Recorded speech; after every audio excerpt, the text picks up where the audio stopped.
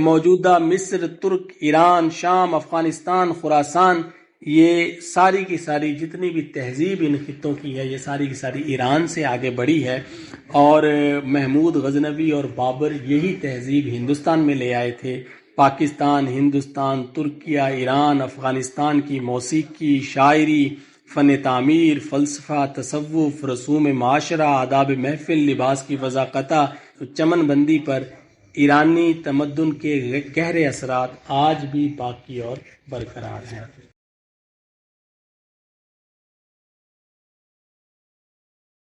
میں حیران ہوا ہوں ایران کے حوالے سے جو چیزیں میں نے پڑھی ہیں، وہ اس سے پہلے ہم نے مختلف شکلوں میں دیکھی تھی، لیکن باقاعدہ طور پر ہمیں علی عباس جلال پوری نے ایران کی تاریخ کے حوالے سے جو باتیں بیان کی ہیں، آپ لوگوں نے اس میں زیادہ تر یہ دیکھنا ہے کہ ایران ہمارے اجتماعی شعور کا کس طرح حصہ بنا ہے، یعنی ہم کس طرح سوچتے ہیں، کس طرح ہماری باتیں ہیں، کس طرح ہمارا ادب ہے، اور اس میں ایران کا کتنا اثر ہے، یہ آپ لوگوں نے اس کو ذہن میں رکھنا ہے۔ میں بھی کوشش کروں گا اس کو بیان کرنے کی۔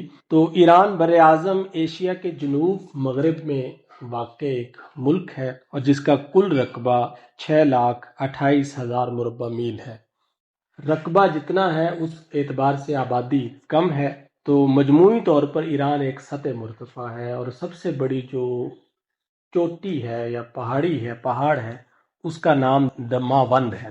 اب دماوند کا میں نے لفظ یہاں استعمال کیا، یہ جو قرۃ العین حیدر کا ناول ہے کوہ دماوند، یعنی یوں سمجھے ایران کی جو سب سے بڑی چوٹی ہے اس پر اہم ترین ناول لکھا گیا ہے قرۃ العین حیدر کا۔ تو مشرقی حصہ صحرا پر مشتمل ہے، دریا کم ہے، زیادہ تر جو ہیں وہ دلدلوں میں خشک ہیں، لیکن جو سب سے بڑا دریا ہے اس کا نام زندہ رود ہے، اور یہ جاوید اقبال نے جب اپنے والد پر 3 جلدوں پر ایک کتاب لکھی تو اس کا نام زندہ رود رکھا تھا، جو ایران کا ایک سب سے بڑا دریا ہے۔ اچھا، اب ایران جو نام ہے یہ ایران آریہ سے ہے، قبل مسیح، یعنی 2000 سال قبل مسیح مختلف وسط ایشیا سے جو آرین تھے وہ مختلف علاقوں میں گئے، جن میں ہندوستان میں بھی گئے اور دیگر علاقوں میں بھی گئے، اور وہی لوگ تھے جنہوں نے ایران کو آباد کیا تھا 2000 قبل از مسیح، یعنی 5000 لگ بھگ 5000 سال پہلے انہوں نے ایران کو آباد کیا تھا۔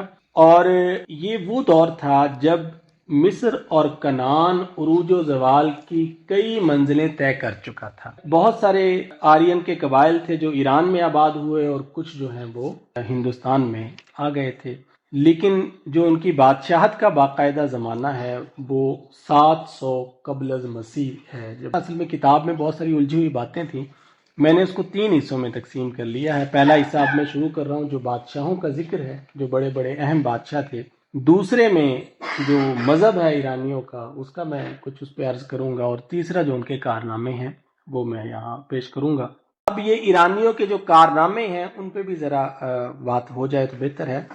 فنون لطیفہ میں قدیم ایرانیوں نے فن تعمیر، مصوری، سنگ تراشی اور موسیقی کو فروغ دیا۔ سب سے بڑا کارنامہ میرے خیال میں ان کا موسیقی ہے۔ ایرانیوں کے نزدیک موسیقی کا ماخذ ایک پرندہ ہے جس کا نام ککنس ہے، اور اس کی چونچ میں 7 سوراخ ہوتے ہیں، اور ہر سوراخ میں 70 راگ نکلتی ہیں، اور ایرانیوں نے بالکل اسی طرح سنگیت کو ہندی طرز پر ریاضیاتی طور پر اس کو تقسیم کیا تھا۔ ایک اور کارنامہ سنگیت میں انہوں نے کیا کہ 2 راگ ملا کر ایک مرکب راگ بھی ایرانیوں نے سب سے پہلے بنایا تھا، اور راگ میں ان کی جو چیزیں مشہور ہیں اس میں بانسری ہے، اور بربت ہے، دف ہے، چنگ ہے، شہنائی جس کو ہم کہتے ہیں وہ بھی انہی کی پیدا کرتا ہے۔ ان کا بادشاہ جس کا میں نے ذکر کیا خسرو پرویز نے موسیقی کو فروغ دیا تھا، اور بہرام نے رقص کو فروغ دیا تھا، اور ہندوستان سے 12,000 اداکارائیں انہوں نے بلائی تھیں جنہوں نے موسیقی کو فروغ دیا، ایران میں رقص کو فروغ دیا۔ 24 گھنٹے کی رعایت سے انہوں نے 24 راگ بھی بنائے تھے۔ فن تعمیر میں بھی وہ لوگ بہت کمال اور ید طولہ رکھتے تھے۔ یونان نے جب ایران پر حملہ کیا تھا تو بہت سارے ایرانی جو ہیں وہ ہندوستان میں آ گئے تھے۔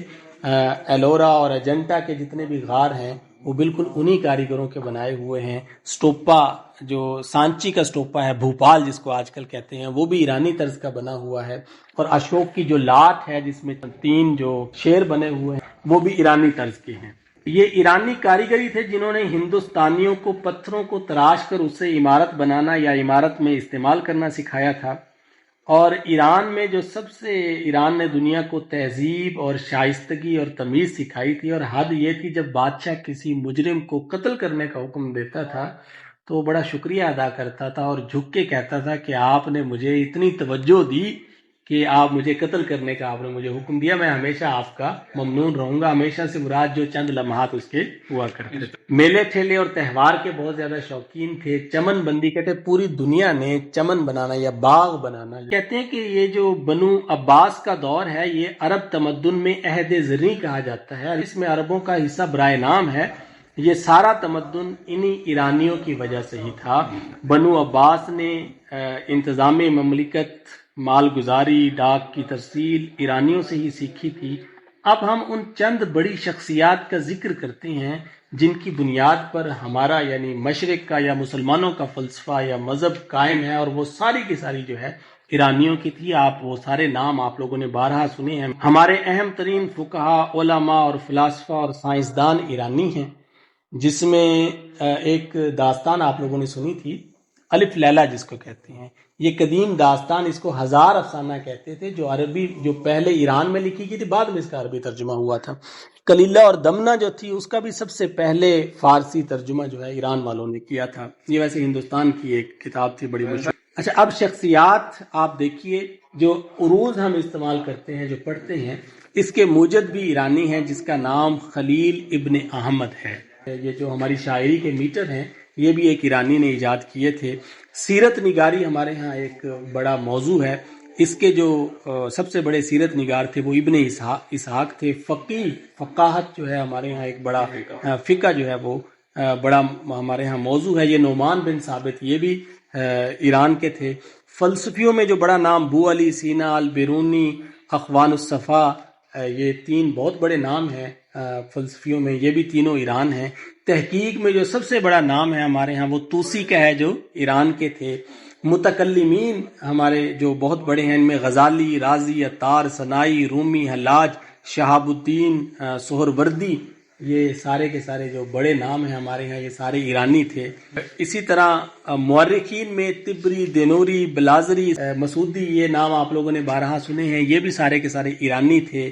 محدثین میں جو سب سے مستند ہیں ہمارے ہاں امام بخاری، امام مسلم، یہ بھی ایرانی ہی تھے۔